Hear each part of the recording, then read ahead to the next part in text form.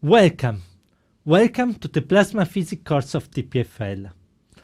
In the past module, we have derived the two-fluid dispersion relation. If you wanted the relation between the frequency and the wave number of the modes that are intrinsically present in a plasma, according to the two-fluid description. Now it's time to look more into details at what are these modes, what are the waves that are actually described by the two-fluid model. For this purpose, I will very briefly recall the two-fluid dispersion relation, and then I will show you that there are waves that are propagating both in the parallel and in the perpendicular direction to the equilibrium magnetic field. So to start, what is the equilibrium we are considering?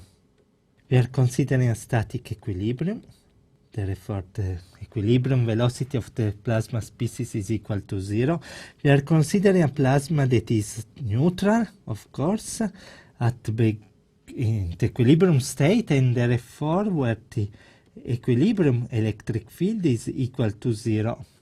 And we will also consider equilibrium magnetic field that is uniform and static, and we will turn our coordinate system in such a way that the equilibrium magnetic field becomes parallel to the EZ vector.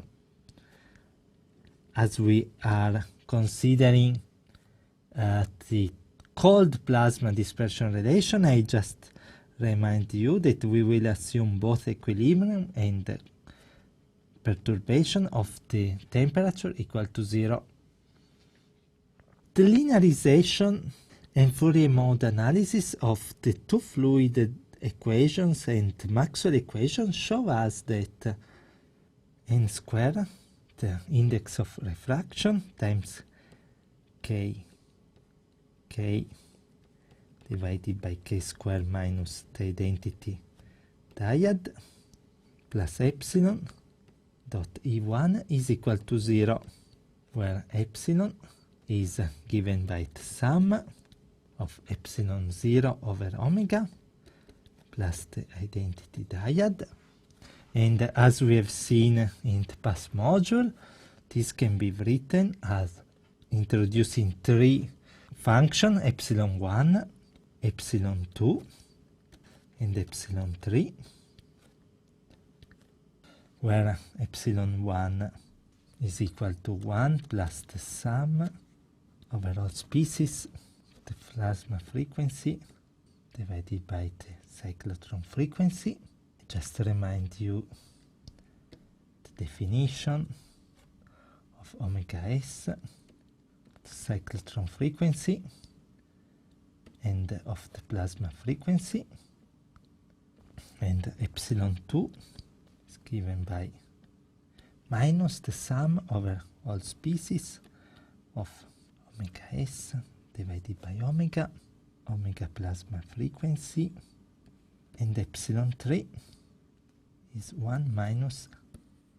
The intrinsic modes present in the system are the one for which the determinant of this matrix here is equal to 0. A few observations. Well, first of all, by looking at this dispersion relation, we can observe that the plasma seems to be an isotropic medium. The direction, the third direction, the z direction along the magnetic field is actually very different than what happens in the plane perpendicular to it. Well, let's give a look. Is this due to the presence of the equilibrium magnetic field? Well, let's take the limit of equilibrium magnetic field equal to 0, which implies that the cyclotron frequency is equal to 0. And this implies that epsilon 1, well, if omega s squared is equal to 0, epsilon 1 becomes equal to epsilon 3, and equal to 1 minus the sum over all species of omega plasma frequency square omega, while epsilon 2 being proportional to omega s becomes equal to 0.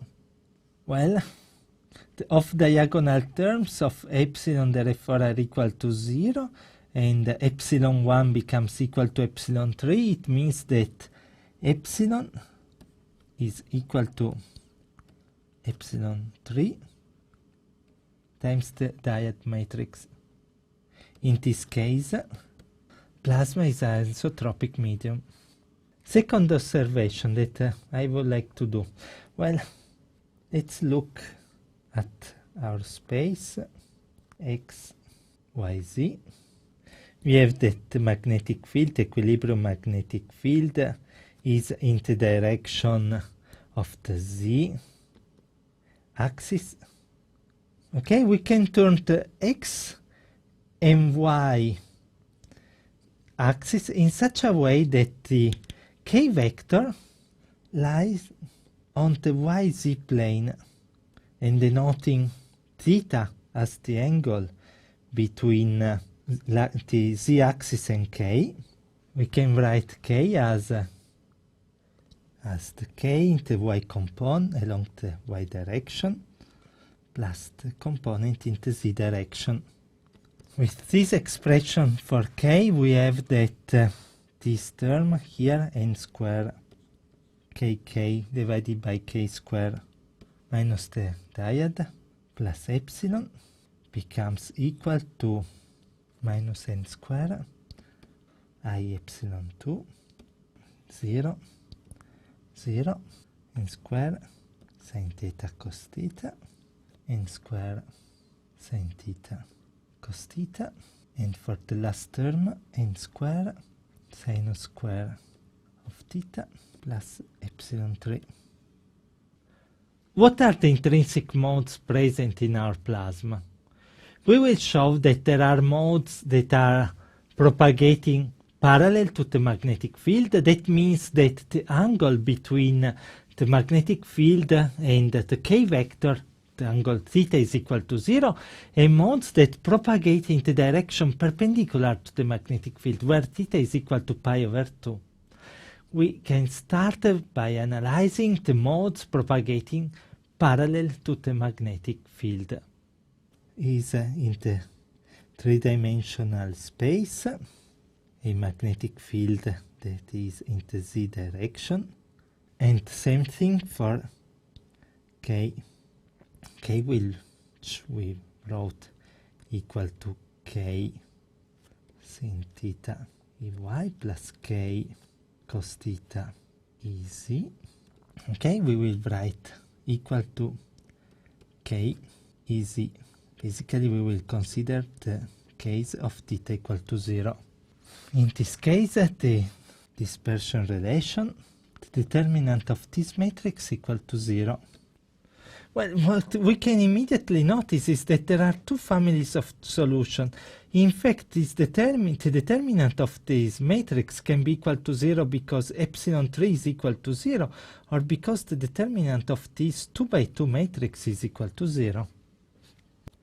The first case is the case of epsilon 3 equal to 0, which means 1 minus the sum over all species of omega ps square over omega square equal to 0, which implies that omega square is equal to the sum over all species of their plasma frequency. And now, as the electron plasma frequency is much higher than the ion one, this, to a good approximation, can be written as omega p electrons, omega plasma frequency for the electron square.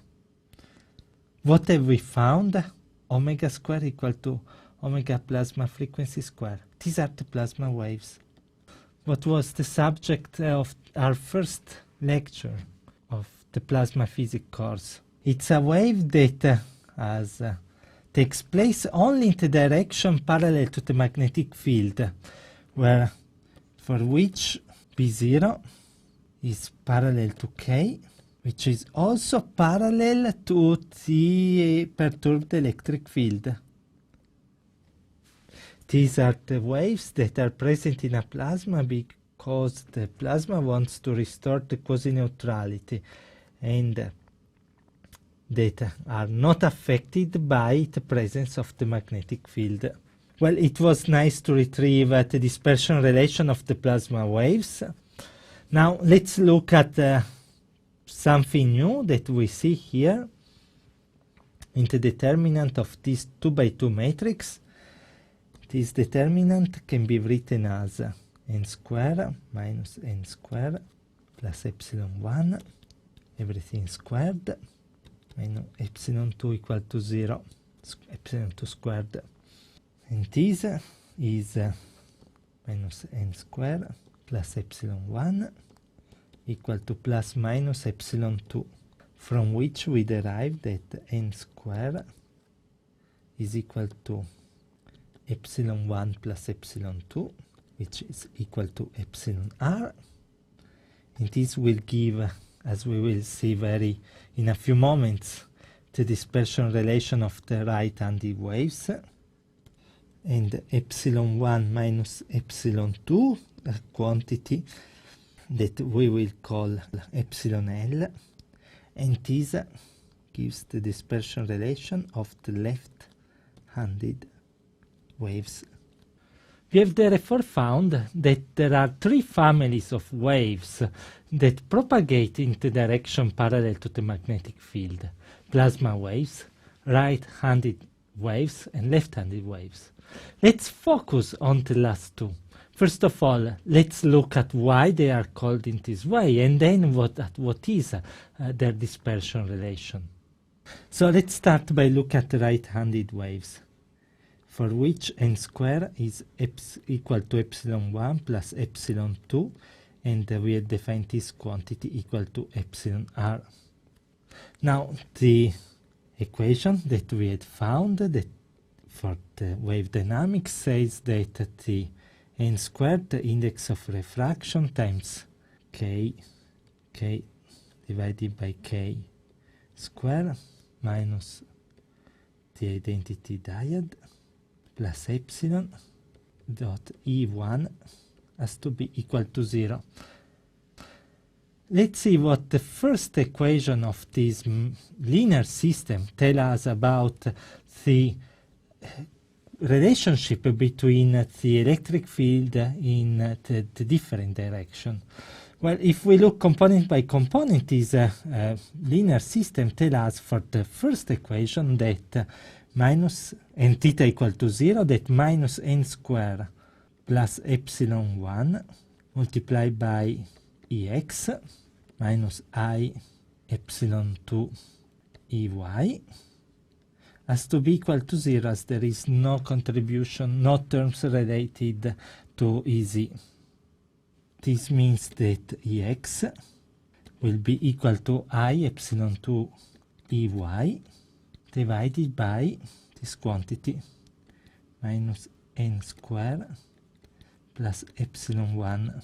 Now we can replace the expression for n squared that we have from here, and this will be equal to I epsilon 2 divided by minus epsilon 1 minus epsilon 2 plus epsilon 1 Ey, which is therefore equal to, simplifying epsilon 1 minus epsilon 1 with plus epsilon 1 will be equal to minus, and then dividing epsilon 2 by epsilon 2 minus I Ey. Well, what does it mean? If we call Ex E, we will have that Ey will be for the right-handed waves equal to I E. Okay, this is a relation in Fourier space. How can it be translated in real space? Well, we will have that electric field will be given by the real part of the vector Ex plus I Ey multiplied by the exponential factor that enters in the Fourier mode, I k dot r minus omega t. Now, let's suppose to place ourselves for simplicity in the r equal to 0 location.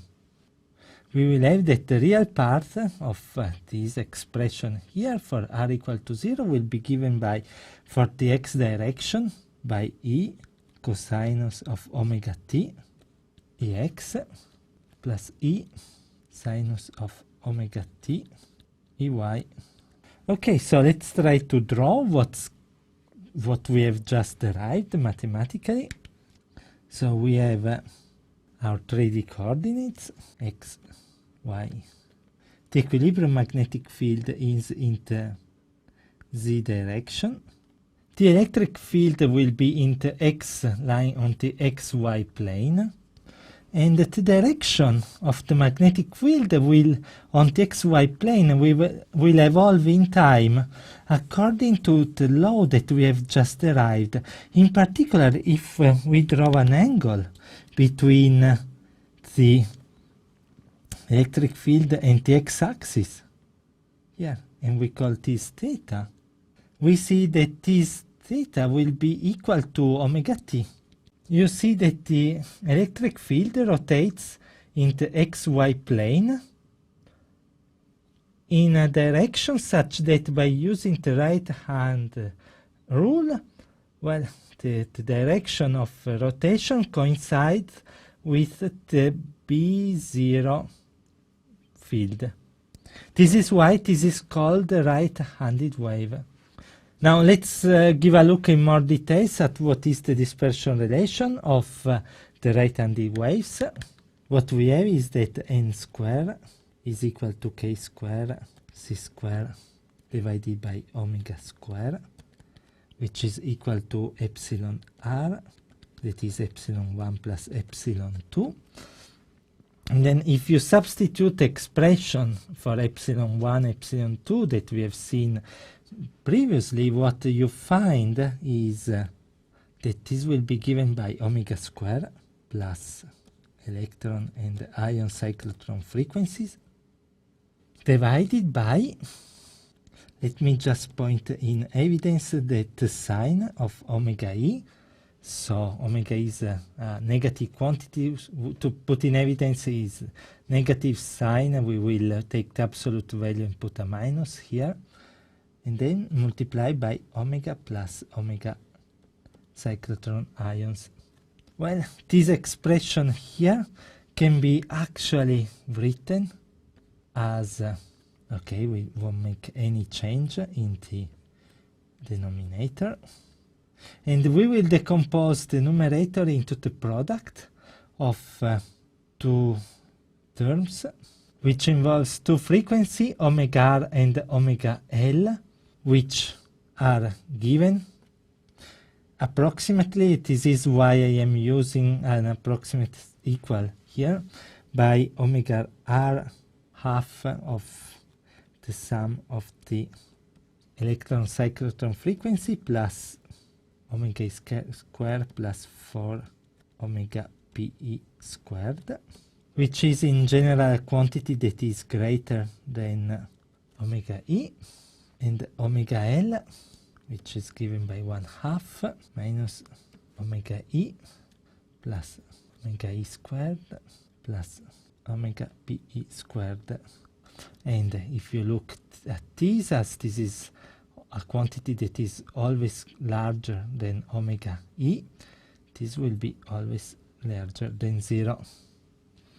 So these omega r or omega l are in practice the solution of the quadratic equation that we have here at the numerator, and which are evaluated in the limit of the electron mass being much smaller than the ion mass.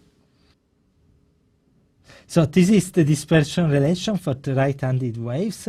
Now we can derive a similar expression for the left-handed waves by observing that n square is equal to epsilon 1 minus epsilon 2.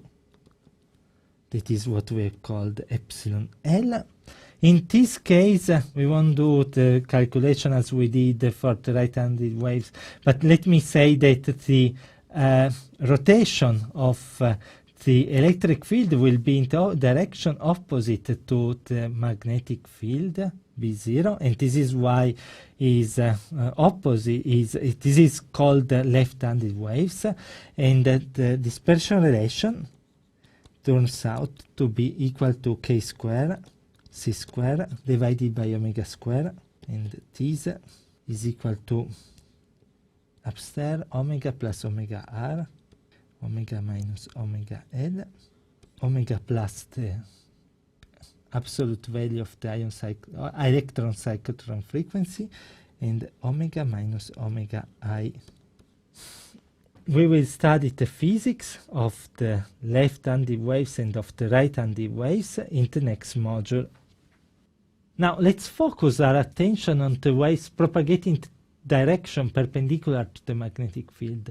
The waves where the k vector is in the direction of y, and therefore theta is equal to pi over 2. Let's derive the dispersion relation for these waves.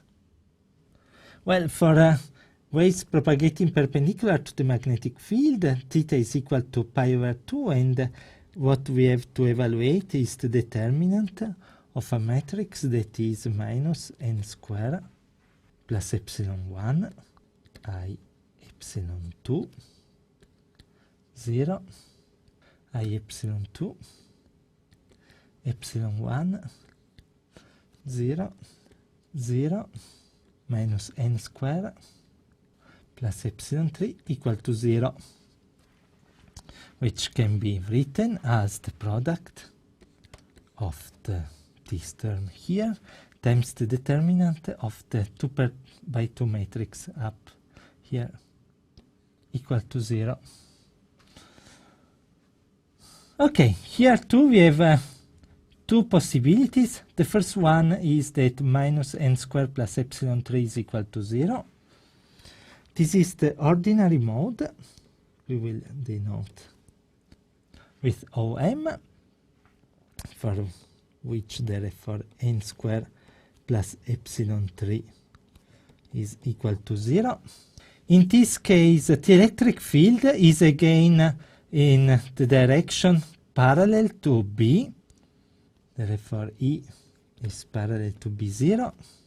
And well, if you try to evaluate the dispersion relation, you plug the correct expression for epsilon 3, you find that k square c square divided by omega square is equal to 1 minus the sum over the plasma frequency over all species present in the plasma divided by omega square, which is approximately equal to, as the ion plasma frequency is much lower than the electron one, this is approximately equal to 1 minus omega p e square divided by omega square.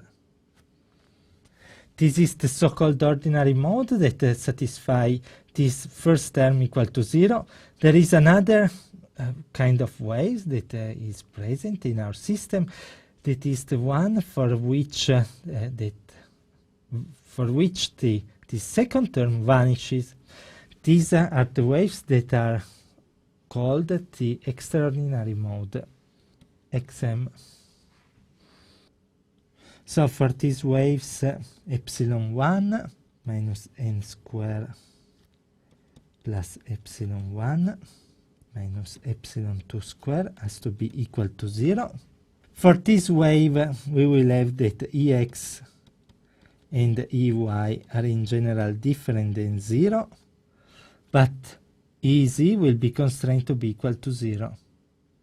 And if we try to solve the dispersion relation, we will find by expressing n square in terms of epsilon 1, epsilon 2, that n square is equal to epsilon 1 square, epsilon 2 squared, divided by epsilon 1, which we can write as epsilon. Sorry, there is a minus here. It's the difference between epsilon 2 and epsilon 1 squared. And this can be decomposed as epsilon 1 plus epsilon 2 epsilon 1 minus epsilon 2 divided by epsilon 1. And these are two terms that are now familiar to us, and they are called epsilon L and epsilon R divided by epsilon 1. And now these can be written by decomposing these product epsilon L and epsilon R as omega square. It's a few lines of algebra that I spare you. Omega square minus omega R square, omega square minus omega L squared divided by omega square minus omega, we will call LH, and we will give the definition in a few seconds, and omega minus omega square UH. Okay, what are these frequencies that we have just introduced? Omega square UH is given by omega E square plus electron cyclotron frequency plus the electron plasma frequency. And we have denoted it as UH, as we call it upper hybrid frequency. It's a hybrid frequency as it involves both the cyclotron and the plasma frequency. We have also introduced omega LH, and this is equal to omega I, omega E, and then times 1 plus ME over MI, omega E over omega P E squared, divided by 1 plus omega E squared divided by omega PE square. And this is what we have called lower hybrid frequency. This is the reason of having called it LH. To summarize the content of the present module, well, let me first of all say that we have actually pointed out that the plasma, even within a relatively simple model such as the two-fluid model in the cold plasma limits, well, the plasma is actually a complex medium. It supports, in fact, a large number of intrinsic modes. We have pointed out, in fact, that propagating parallel to the equilibrium magnetic field, there are plasma waves, there are right-handed waves, left-handed waves. Propagating perpendicular to the magnetic field, we have the extraordinary and the ordinary mode. The physical properties of this mode, of these waves, will be the subject of the next module.